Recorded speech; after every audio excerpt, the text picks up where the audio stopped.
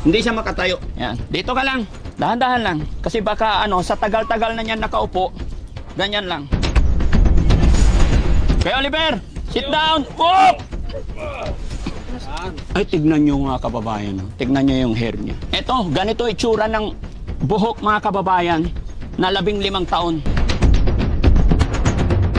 Kaya Oliver, bubuhusan na kita ha? Buhusan na kita? Okay lang? Opya! Hayaan mo. Gusto niya umupo. Nahihirapan yung tuhod niya. May razor tayo sa sasakyan, no? Kasi hindi natin malilinis to hanggat hindi tanggalin tong... So, okay lang po ba tayo? Iwi muna namin siya sa shelter kahit 10 araw. Okay lang po sa inyo? Oo, sir. Good? How's your feeling now? Ha? Masarap? Ubusin mo yung tinapay mo. Yun mga kababayan, after 15 years po, napaliguan natin. After 15 years niya dito sa kulungan, natanggalan natin siya ng napakahabang buhok. Ayan mga kababayan, kung titingnan nyo. Napakabigat. Kaya nung ginugupitan natin siya, mapapaiyak siya kasi talagang napapatingala siya. Napakabigat nito kasi ang kapal na ng putik, parang semento na. No? Pati yung kanyang kanyang mga pantalon.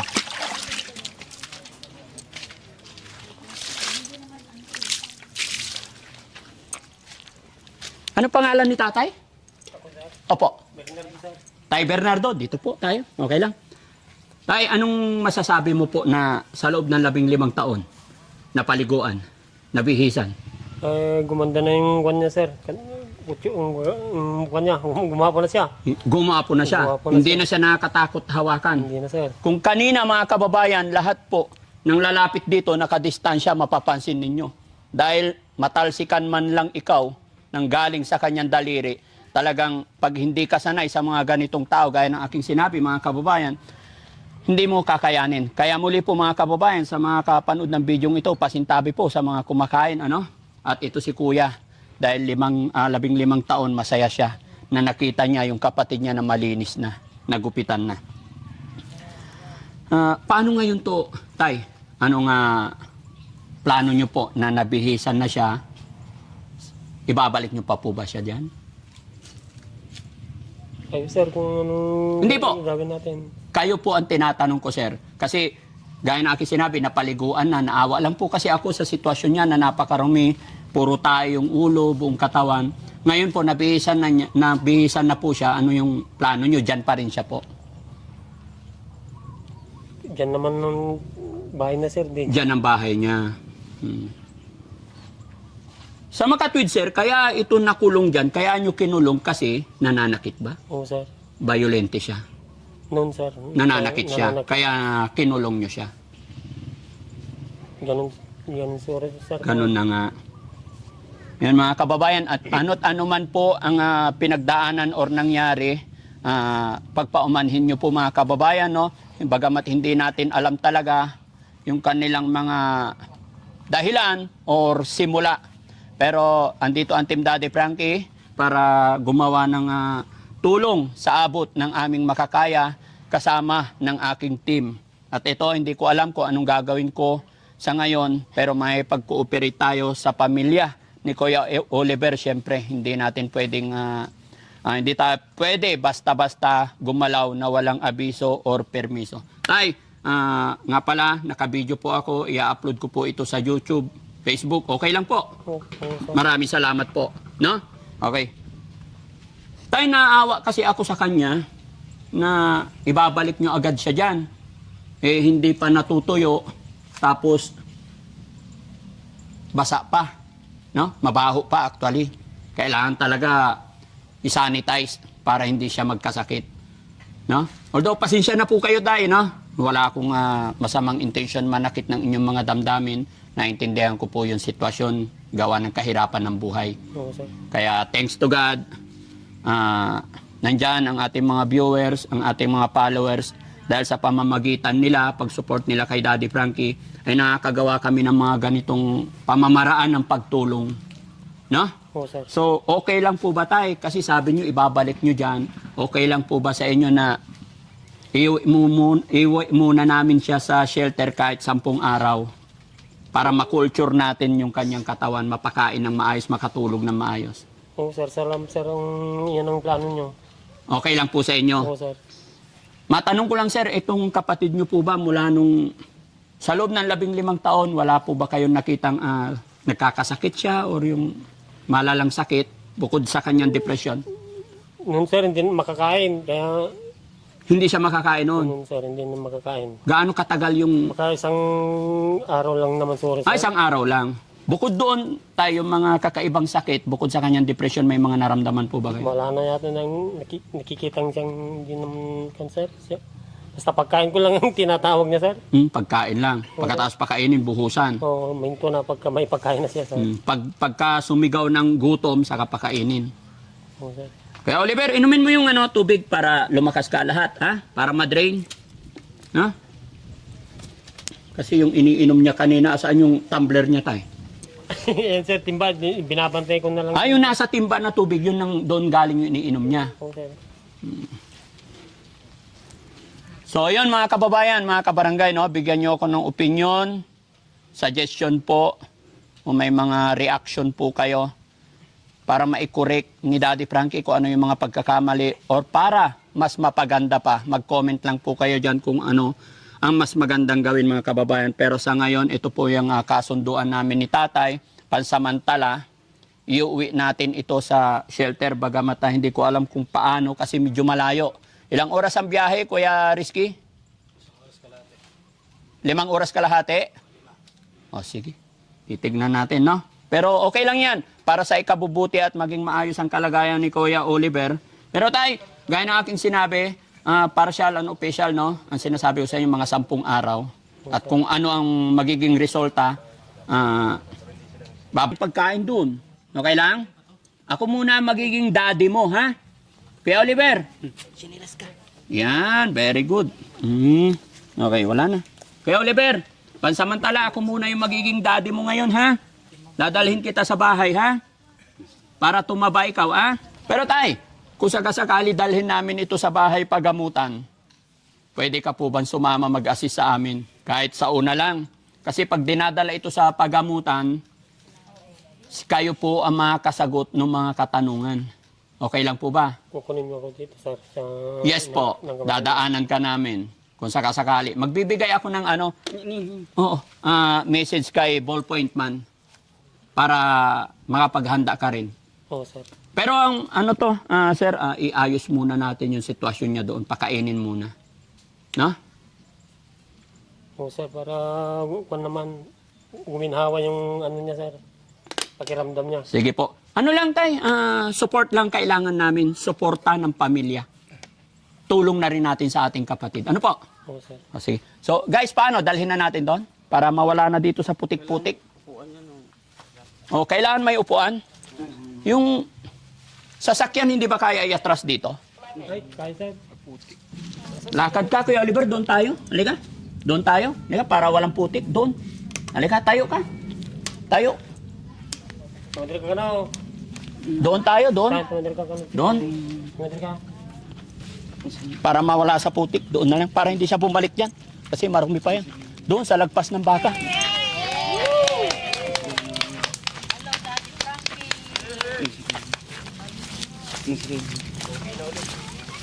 O, dito muna, pagpahingay natin.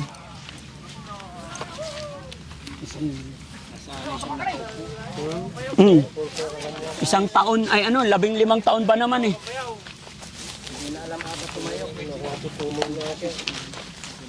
Lipat ulit.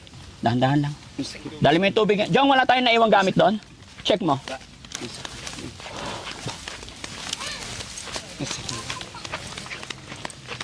Pahinga ulit dito. Yan, kasi doon mahaba na. Okay ka lang, Kuya Oliver? Huwag kang matakot sa akin, ha? Ha? Kaibigan ako, ha? Ha? Ilang taon na siya tayo? 41 yata sir. Sabi naman nila mga kabatid. 40 baka 41 na rin suri. Baka 41 na.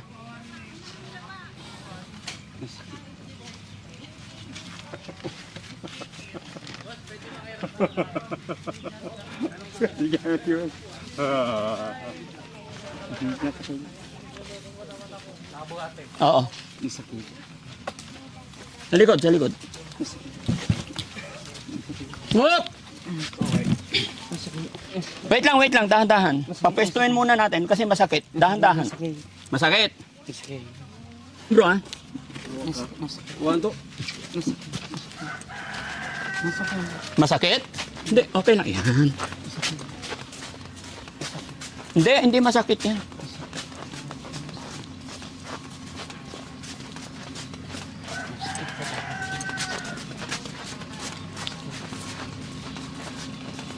Date.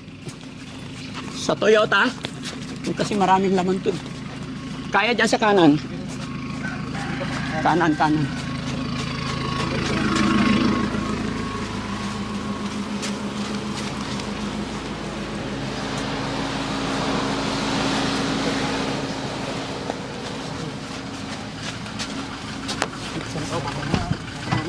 Baba mo na.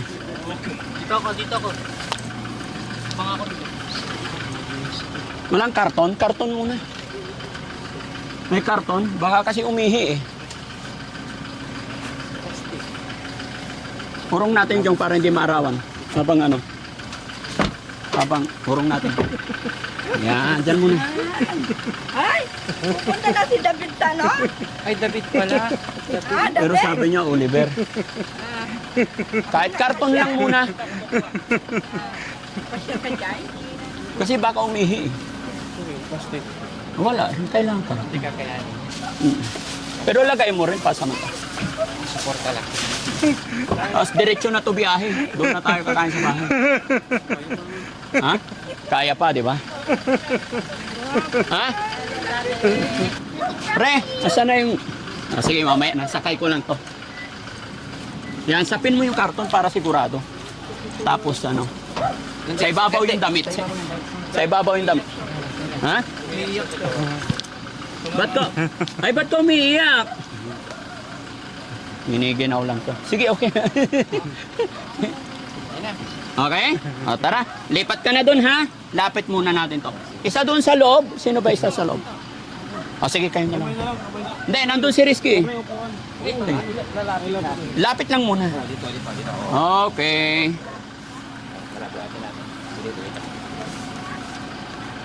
One. Sa short.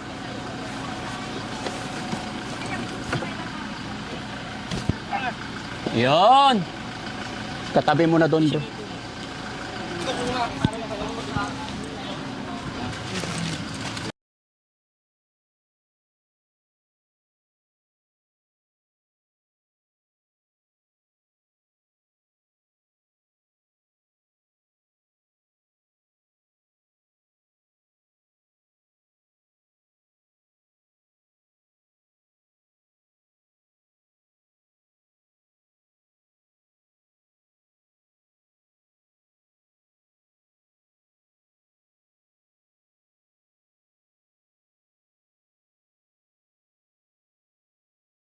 Mga kababayan, no? Salamat sa Panginoon. Nailipat natin siya. Kaysa naman nandoon siya sa kulungan niya na kasama, tubig, tae, lahat. So, dito lang muna, no? Pahinga muna bago natin siya dalhin sa loob ng bahay, mga kababayan. Ang maganda dito para malinisan, painumin ng tubig. Exercise sa ano. Ha? Exercise po makakayo po yun. Oo, hindi. Siyempre, 15 years kang nakaganyan lang.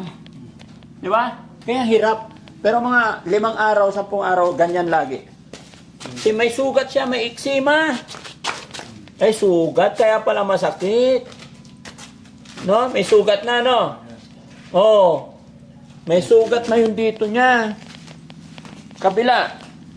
O, yan. Pero, dati kasi, nakaganyan lang. O ngayon, nakaupo na sa upuan, hanggang sa katagalan, pag natuyo na yung sugat niya, kaya pala ayaw niyang iganyan. Kasi paanong hindi magkakaganon? Nakapantalon siya for 15 years. Tapos yung tae niya, nakapantalon, doon lang yung tae niya, dyan nalalaglag, naipon. Okay ka lang? Dito ka muna titira, ha? Kuya Oliver? Anong pangalan ko? Anyaynagan ko? Lakay? Anyaynagan ko? Daddy Frankie. Ha? Ako si Daddy Frankie. Ikaw, ano nagan mo? Ha? Ano yung nagan mo? Kanina nagsasalita to eh. Ganyan lang talaga yan mga kababayan. Ang daming lisa. Mamaya, pahinga muna tayo. Maghihilamos din ako guys. Papahinga lang kahit siya, pagpahingayin din natin. Ganyan lang. Ganyan lang muna. No? Tapos, pagka anong oras na, mamaya pag malamig na hapon, papagupitan natin. Gupitan natin, razor. Charge niyo yung mga razor, no? Tapos para kukulture natin yung katawan niya mga kababayan. Okay? Apir. Apir mo na. Give me 5. Give me 5. Hey! Oh, wala. Give me 5. Give me 5. Busog to eh. Ubus niya yung yung isang supot na sliced bread. Naubos niya eh. Give me 5. Ha? Ano daw? Kanta ka muna, kanta. Kailangan magtugtog tayo ng radyo dito para matuto. Nililipangan siya. Hindi pa kasi sa condition. Oo, naninibago lang. Nahilo rin po yan sa biyahe. Nahilo rin, 15 years ba naman eh. Tama. Sa biyahe yan. Nahilo. Namumot ka na. Sa biyahe yan. Mukha yun yung plastic ah.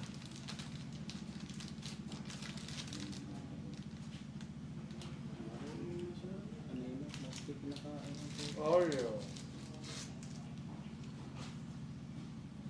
Sponsoran tayo ng Oreo yun, baka naman. Okay, baka Sumungat. Kayo naman. Yung sarap lang ng Oreo. Oreo, baka naman.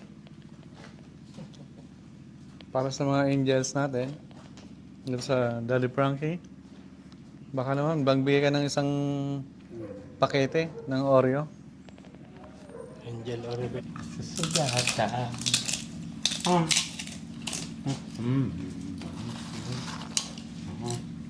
Kapit ka. Okay, doon sa puno. Ayaw.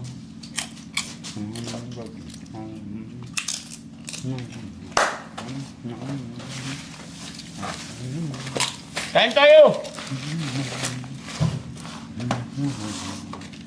Maganda. Sarap! Ito muna tayo sa likod kay malamig dito, mahangin. Ano? Mahangin, no? Masarap! Kapit ka.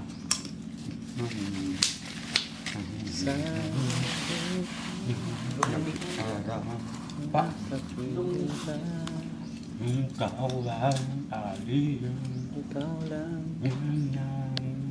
mamahal. Puso ko ang mapapatay. Ano yung kinakanta niya doon sa kulungan niya kanina? Nasanay na ako na Pangako sa'yo. ka. Nasanay na ako na kapiling ka sa gabi't araw. Ikaw ang kapiling, ikaw ang pag-asa. Kanta mo kayo. Dila Opo ko Nakakasang Dilang Masasaktan. Pangako sa'yo na lang, pangako sa'yo. Pangako sa'yo, Na Kapit ka. ipaglalaban ko.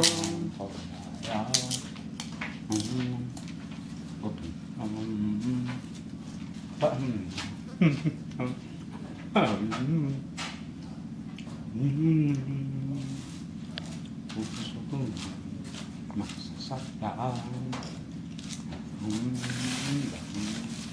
Isusunod ka.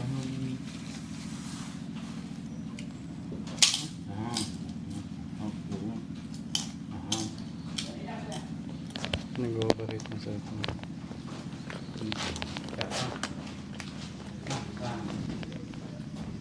Hindi naman nakatayo. Hindi alis yun. Ang dyan. Hindi alis, hindi nga makatayo. Umisbig lang siya pababa.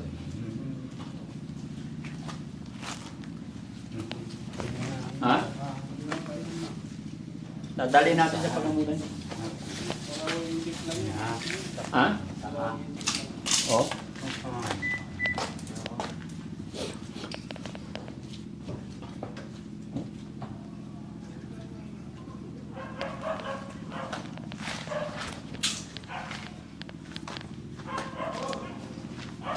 Iya.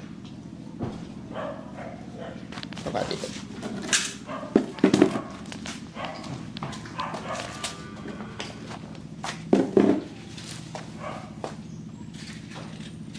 Puro kain ang gusto niya eh, no?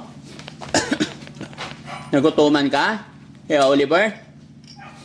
Dito sa amin, hindi ka na magugutuman, ha? May sipon siya eh. May sipon.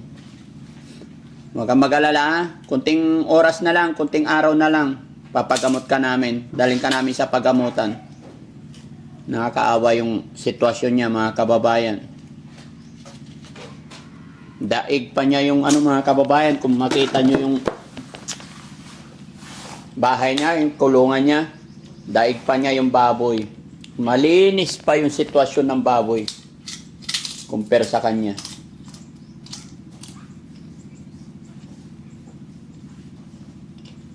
Anim na magkakapatid to, mga kababayan. Naiyak siya nung sinabi kong anim na... Di ba, anim kayo magkakapatid? Hindi ka na naalagaan ng mga kapatid mo. Ha? Umiiyak siya pag pinag-uusapan yung pamilya niya. Lumuluha siya.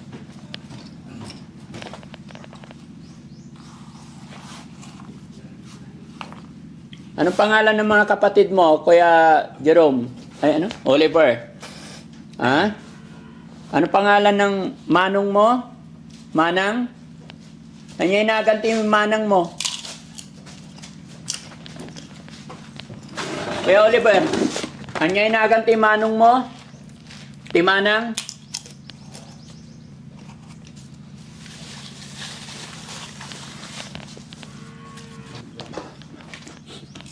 So yun mga kababayan, mga kabarangay, no? Kararating lang po namin galing doon sa kanyang tinirhan na sa loob ng... Baka magtataka kayo mga kababayan, no? Siya po ngayon ay hindi siya nakaupo ng pinto. Gusto niya nakaganyan lagi. Kasi kung maalala niyo mga kababayan, nung dinala namin, ay kinuha namin doon sa kulungan niya, nakaganyan lang siya. Tapos, nakaganyan lang upo, nakapantalon. Punong-puno ng dumi yung pantalon niya hanggang dito. Kaya may sugat siya rito. Kaya mas gusto niya dito sa sa flooring na nakaganyan lang. At inaayos pa lang namin yung kanyang kwarto kung saan namin siya patutulugin. Dahil kararating lang, no? Kaya pansamantala dito muna. Kasi medyo mainit sa loob. Pahangin muna rito, no? Tapos nagpapaluto pa kami ng tanghalian. Saglit lang, Kuya Oliver, ha? Mamaya lang kain tayong kanin, no? Parang si ano rin. Pero ang kakaibahan ito, mahilig kumain. Si Junjun, nung dinala namin dito, sinusubuan pa yun. Ito matakaw naman to. Ang kaibahan dito. Kaya hindi madaling, madali itong siguro sana. At nagsasalita naman.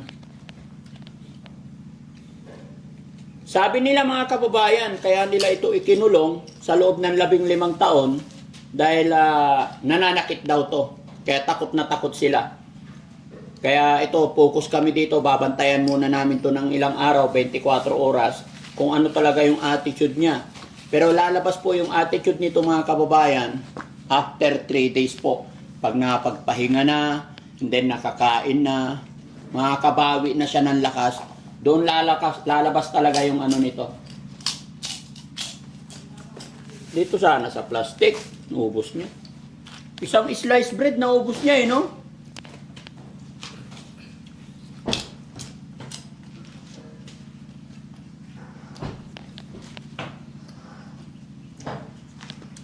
Okay, ayusin muna natin yung pagkain. Ayan, salamat guys. Ayusin lang namin yung pagkain.